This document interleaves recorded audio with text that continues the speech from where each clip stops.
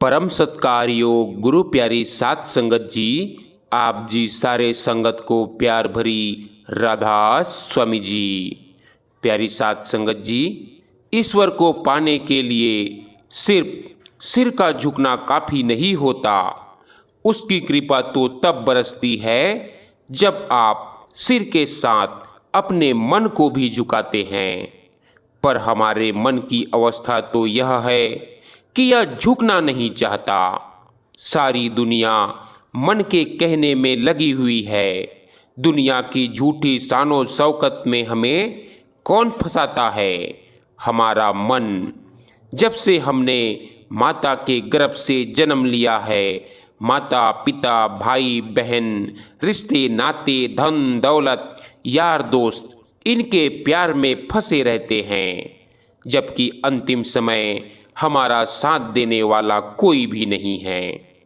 मन ने तो हमें बाहर ही बाहर भटका कर रखा हुआ है। यह हमें अंदर जाने ही नहीं देता। अगर मन को एक बार नाम का स्वाद आ जाए तो जितना अभी यह हमें बाहर आने में मदद करता है, उतना ही यह हमें अंदर जाने में मदद देने लगेगा। मन के कहने में आकर सब दुख पाते हैं, 84 में भटकते फिरते हैं। मन की तो यहाँ तक की हालत है कि वह गुर को भी अपना नहीं समझता।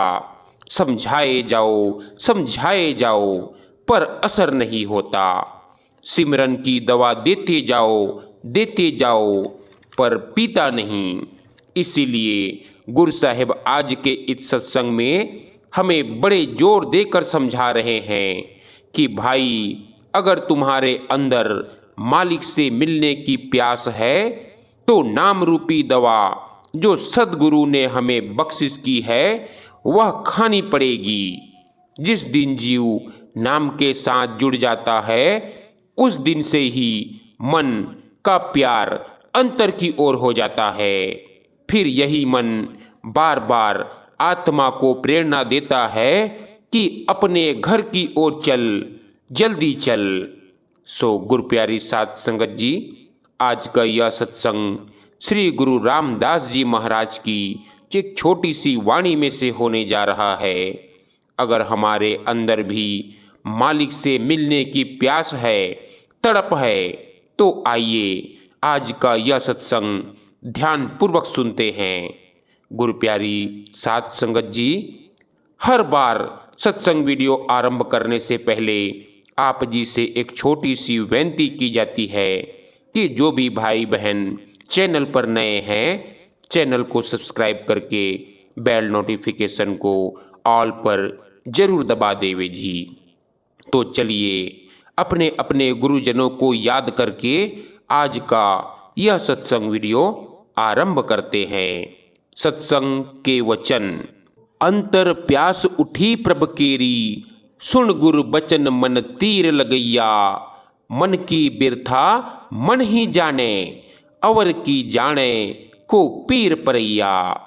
आज के इस सत्संग में श्री गुरु रामदास जी महाराज जो हमें समझा रहे हैं, अगर गौर करें तो यह हमारे अंदर भी तीर की तरह धंस जाएगा। आप जी फरमाते हैं कि मेरे मन में परमात्मा से मिलने की प्यास उठी तो मैंने उसे उजाड़ों पहाड़ों में ढूंढा, तीर्थों मूर्तियों में ढूंढा, लेकिन परमात्मा कहीं ना मिला।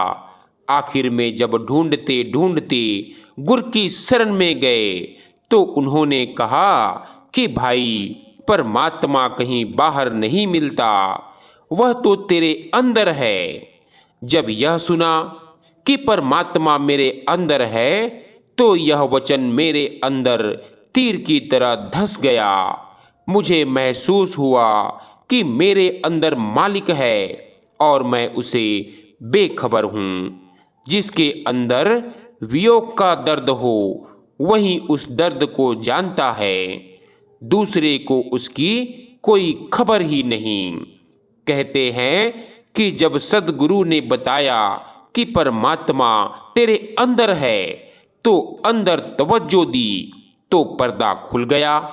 प्रतीति आ गई कि परमात्मा मेरे अंदर है और उससे मिलना चाहिए। यह वचन सुनकर मेरा मन खींचता गया। किसके जरिए? एक गुरु के स्वरूप के जरिए और दूसरा राम अथवा शब्द के जरिए। अब एक राम और दूसरा गुरु के साथ मेरा प्यार है, क्योंकि इन दोनों ने मेरे मन को खींच लिया है। अब रूह कहती है कि मैं अपने आप को सयानी समझती थी, बुद्धिमान समझती थी, लेकिन जब गुरु को देखा तो मैं उसके प्यार में तन मन की सुध ही भूल गई। मैं लोटपोट हो गई। जिसको प्रेम का तमाचा यानी चोट लग जाए, चाहे वह कितना भी गुणी ज्ञानी क्यों ना हो, वह अपनी सुध बुध खो बैठता है। आपने कई बार सुना होगा कि जिन्ना नू लगे प्रेम तमाचे, घर दे कम हो गईयां। जब गुरु का इश्क और प्यार आ गया, अपनी सुध बुध भूल गई और मन और रूह उनके दर्शन से खींचे चले गए।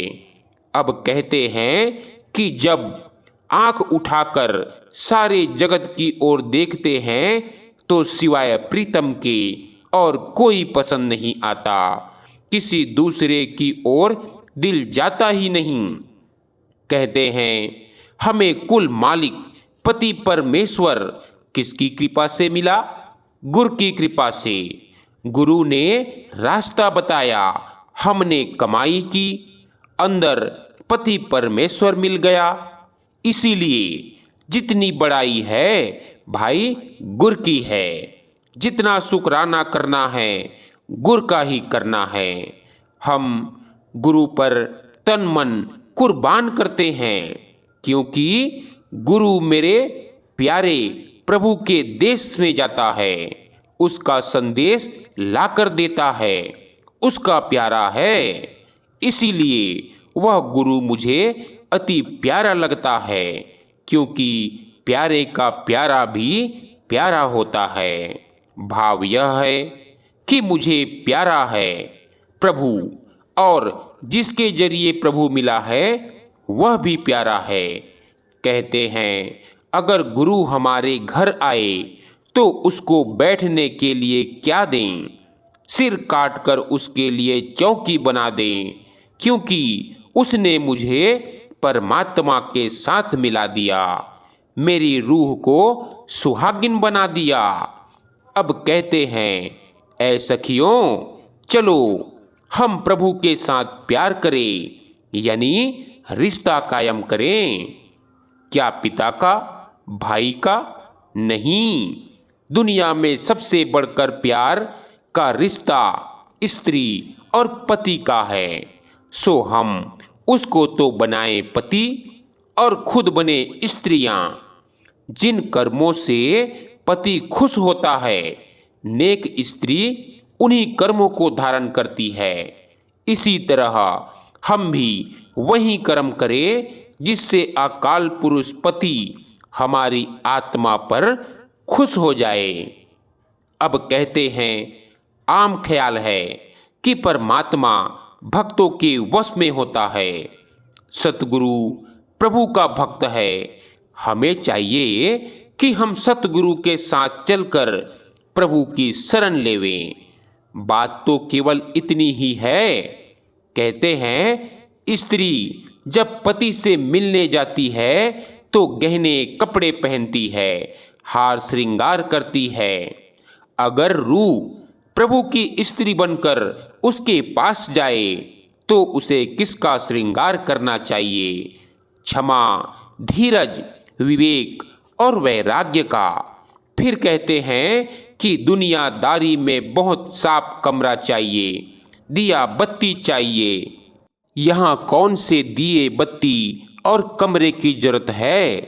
कहते हैं निर्मल हृदय साफ कमरा है, मन व चित्त का दिया है और नाम की बत्ती ज्योत है। भाव यह है कि नाम की ज्योत जगाओ तब प्रभु मिलता है। अगर सच्चा हृदय, सच्चा इश्क, सच्ची ख्वाहिश लेकर अंदर जाओ तो वह पर्दा खुलता है, नहीं तो नहीं। अगर बगुले वाली भक्ति लेकर अंदर जाए तो वह दरवाजा क्यों खोले? वह अनजान नहीं।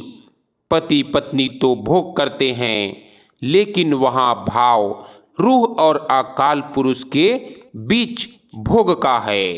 कहते हैं बूंद और समुद्र का मिलाप, आत्मा का परमात्मा में लीन हो जाना, यह भोग है। दुनिया के भोगों का नतीजा तो दुख है, मगर इस भोग से आत्मा को शांति मिलती है, जो कि लाभ बयान है। उसे बयान नहीं किया जा सकता, वर्णन से परे है। इसीलिए तो कबीर साहिब कहते हैं, चली पुतली लवण की थाह सिंधु को लैन, आपे गली पानी भई उल्टी कहे को बैन। कि नमक की पुतली समुद्र की गहराई का पता लगाने समुद्र में गई, वह आप ही पानी हो गई। अब थाह क्या लें, यानी आत्मा परमात्मा में समाकर परमात्मा हो गई। कहते हैं हमारे और परमेश्वर के बीच अगर कोई पर्दा है तो मन का है। जितने देश हैं, खंड ब्रह्मांड हैं, ब्रह्म पार ब्रह्म, ईश्वर परमेश्वर हैं, सब मनुष्य के अंदर हैं। अगर कोई डॉक्टर यह कहे कि मैंने कितने ही मुर्दे चीरे, ना अंदर खंड ब्रह्मांड निकले, ना ईश्वर परमेश्वर मिला, ना सचखंड देखा, डॉक्टर तो ठीक कहता है, मगर ये पदार्थ शरीर का हिस्सा नहीं, यानी शरीर में नहीं बल्कि मन के पर्दे के पीछे हैं। इन सब को मन ने छिपा कर बैठा है। अगर मन का पर्दा उठा दें तो ईश्वर परमेश्वर खंड ब्रह्मांड साक्षात प्रकट हो जाएं। कहते हैं जब रूह अंदर गई, परमात्मा के दर्शन हुए, उसके गले का हार हो गई। और मन का क्या हाल हुआ? जिस तरह हार में जुगनी होती है, जिसे अनाम मोती भी कहते हैं, मन को ऐसा मोती बनाकर हार में पिरोया गया, यानी मन चूर चूर हो गया। जो मन हमें बाहर लिए फिरता था वह अब काबू में आ गया, या यह कह दें जो मन मालिक से मिलने से रोकता था वह खुद उसका आशिक हो गया। कहते हैं फिर पति से मिलने के लिए सेज चाहिए। वहाँ सेज किसकी है? सच्चे प्रेम, सच्चे विश्वास, सच्चे इश्क की।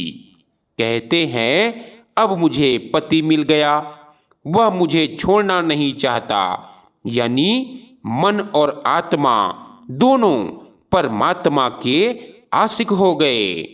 जन्म मरण समाप्त हो गया, फैसला हो गया। अब कहते हैं कि मेरी क्या हालत है? जो प्रभु कहता है वही मैं करती हूँ। अगर प्रभु रूपी पति कुछ कहे और आत्मा कुछ और करे तो उस आत्मा रूपी स्त्री को लानत है। अगर प्रभु जो कहे वही हम करें तब समझो प्रभु हमारी रूह पर राजी है।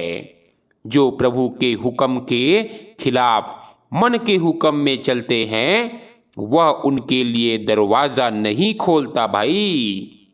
उन आत्मा रूपी स्त्रियों का सारा हार श्रृंगार कर्मकांड बेकार चला जाता है। कहते हैं हिंदुओं, मुसलमानों, सिखों, ईसाइयों, मतलब कि सारे संसार की रूहें चाहती है कि प्रभु मिल जाए और उससे मिलने का प्रयत्न भी करती है। कोई पहाड़ों पर बर्फों में बैठा है, कोई तीर्थों में, कोई मंदिरों में, कोई उजाड़ों में बैठा है। जिस तरह अगर कोई स्त्री हार श्रृंगार करके पति से मिलने जाए, पति अगर दरवाज़ा ना खोले तो उस स्त्री के लिए शर्म की बात है। इसी तरह जितना भी कर्मकांड है यह हार श्रृंगार है। अगर कर्मकांड करते हुए प्रभु के दर्शन न हुए तो उसका दुनिया में आना बेकार है, उसका जन्म लेना व्यर्थ है। अगर अकाल पुरुष पति ने दरवाज़ा नहीं खोला तो फिर सारे उपाय, सारा हार श्रृंगार फजूल है भाई। अब गुरु साहिब हमें बड़े प्यार से समझाते हुए कहते हैं, ऐ बंदे, अगर तू मालिक की आस रखेगा तो तुझे पता चलेगा कि तुझे क्या कुछ मिलता है। परमात्मा से केवल उसे ही मांगो, दाता के साथ उसकी दात भी आ जाएगी। सबसे बड़ी इच्छा यह होनी चाहिए कि हमारी कोई इच्छा ही ना हो। दुनिया की चीज़ें तो मांगते मांगते ख़त्म हो जाती है और उनके लिए दुनिया के सामने हाथ पसारना पड़ता है। दुनिया कब तक साथ दे सकती है? अगर तू मालिक की इच्छा करेगा तो मालिक तुझे ऐसी ऐसी वस्तुएं देगा जिनकी तूने कभी स्वप्न में भी कल्पना नहीं की हो। यह याद रहे कि मालिक बेइंसाफ नहीं है, वह तेरी मेहनत का चौगुना फल देता है। वह एक एक रत्ती भर मजदूरी भी नहीं रखता। दिल के अंदर जो जो बातें हैं मालिक उन सब को जानता है। ऐ बेखबर इंसान, यह अच्छी तरह समझ ले, अगर तू उसकी याद में बैठता है तो वह उसका एवज देगा। जब एक मजदूर तक को रोजी मजदूरी मिलती है तो क्या वह इतना बेइंसाफ है कि तुझे तेरी मेहनत या कमाई का फल ना दे? तू अपनी आस ऊंची रख, जहां आशा तहां बासा। ऐ बंदे, दुनिया की आशाएं और कामनाएं सब छोड़ दे, क्योंकि ये सभी मौत के वक़्त साथ नहीं जाती। कब तक इनका आसरा ताकता रहेगा? इनका आसरा तो आखिर मौत तक ही ले सकता है। उसकी आस क्यों नहीं ताकता जो सदा तेरे साथ रहे? मजबूती के साथ उसका पल्ला पकड़ ले ताकि एक बार वह तेरे अंदर आ जाए। मालिक तेरी सब ख्वाहिशें पूरी कर दे और दुनिया तेरे पीछे पीछे दौड़ी फिरे। दुनिया का तो बिल्कुल परछाई जैसा हाल है।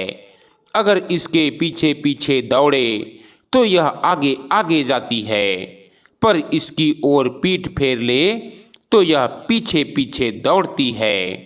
दुनियादारों की आशाएं सब निष्फल जाती है। दुनियादार दूसरों के पदार्थ खुश्क होकर लेता है, उन्हें भोगता है, पर यह नहीं जानता कि वापस देना पड़ेगा, उनका ऋण चुकाना पड़ेगा। दुनिया के पदार्थ मौत के बाद साथ नहीं जाती। मनुष्य सारी उम्र मोह माया की झूठी आस में अपना जन्म गंवा बैठता है, घाटे का सौदा कर लेता है। धन दौलत के गुलाम ना बनो, इनसे काम लो, परंतु एक और काम, खास काम, निज काम करो, जिसे करने के लिए मालिक ने तुम्हें यहाँ भेजा है, जिसे करने के लिए तुम यहाँ आए हो। अगर बाकी सब काम उस खास काम के लिए किए जाते हैं तो वे मुबारक हैं। अगर वही काम भूल गए तो बाकी सब काम भी यूं ही व्यर्थ गए। किसान भूखे प्यासे बैल को बड़े सवेरे हल में जोत लेता है। वह थोड़ा चलकर बैठ जाता है। किसान उसे डंडे मारकर उठा लेता है और हल के आगे पीछे फिर चलाने लगता है। पर जब वह थोड़ी देर चलकर फिर बैठ जाता है और डंडे की मार से भी नहीं उठता तो किसान उसको सुआ या आर चुभाकर उठा लेता है और बैल फिर चलना शुरू कर देता है, लेकिन वह 2-4 क्यारी निकालकर फिर भूख का मारा बैठ जाता है और आर चुभाने से भी नहीं उड़ता, तो किसान उसके मुंह को रस्सी से जोर से बांध देता है। जब उसका दम घुटने लगता है तो वह जल्दी से उठ जाता है और फिर से हल चलाने लगता है। किसान उस पर जरा भी तरस नहीं खाता। यह तकलीफ बैल ने क्यों पाई? क्योंकि जब कभी उसे मनुष्य जन्म मिला, वह दुनिया के विषयों भोगों में लगा रहा, नाम की कमाई न की, किसी महात्मा की संगति में ना गया।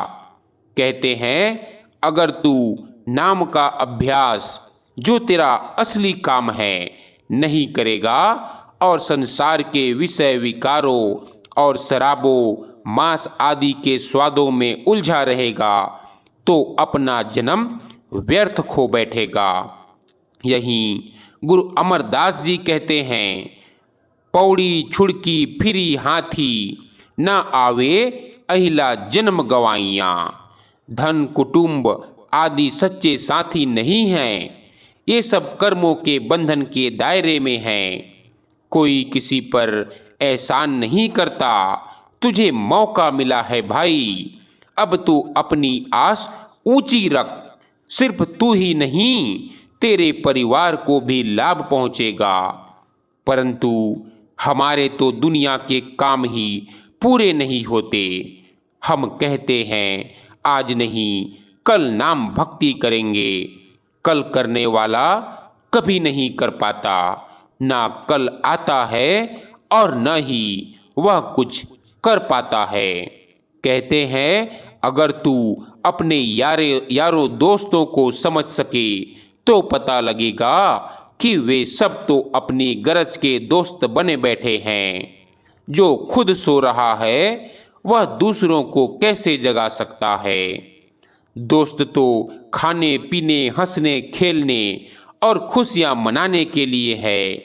गांठ में पैसा है तो पास आ गए, नहीं तो छोड़कर अलग हो गए।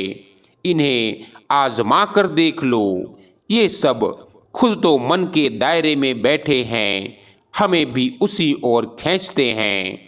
चाहिए तो था कि दस्तबा कार दिलबा यार, यानी हाथ दुनिया के काम में लगे रहे और दिल मालिक के ध्यान में।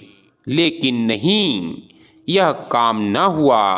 मौत आ गई, बाज उड़ गया, दोस्त कोई ना रहा।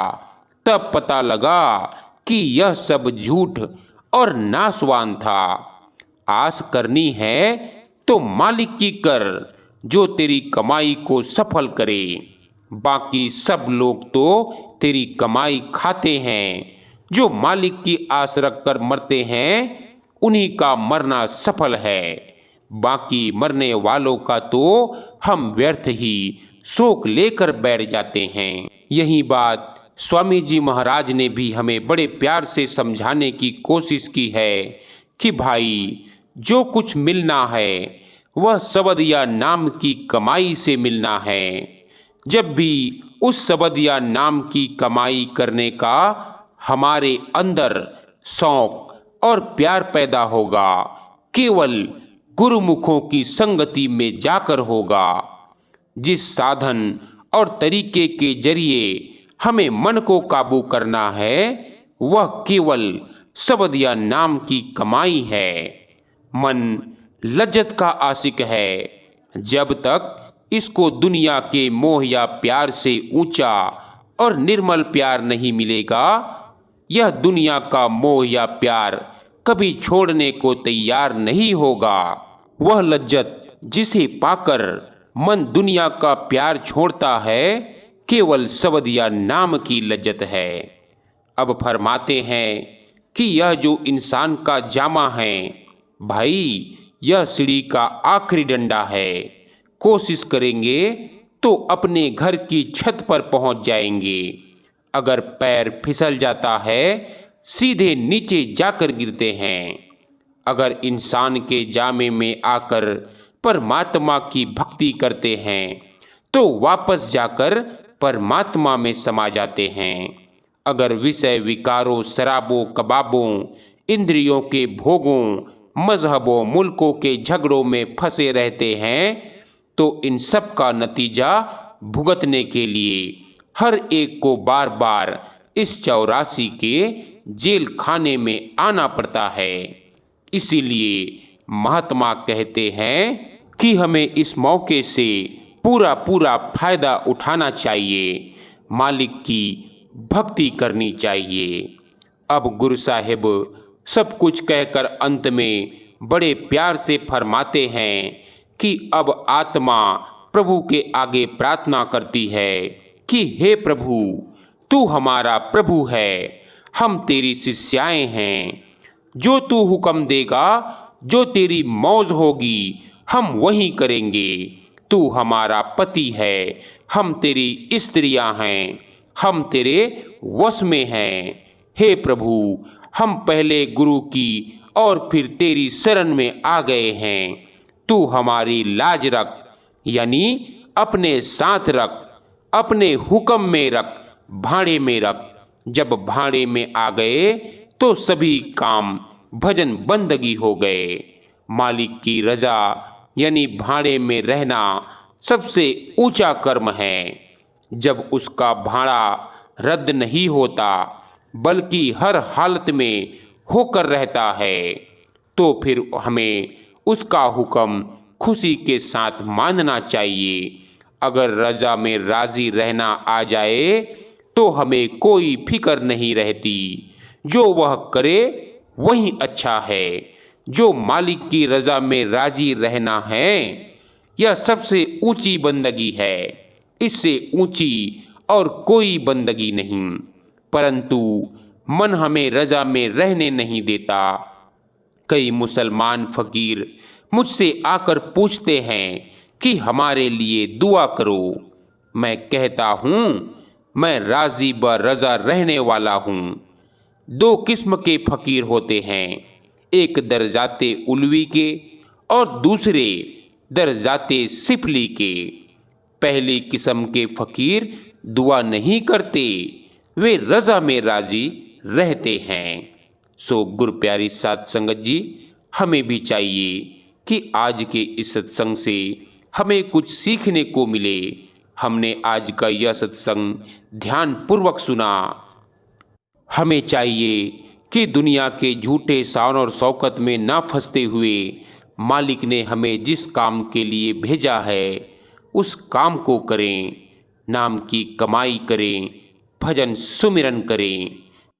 राधा स्वामी जी।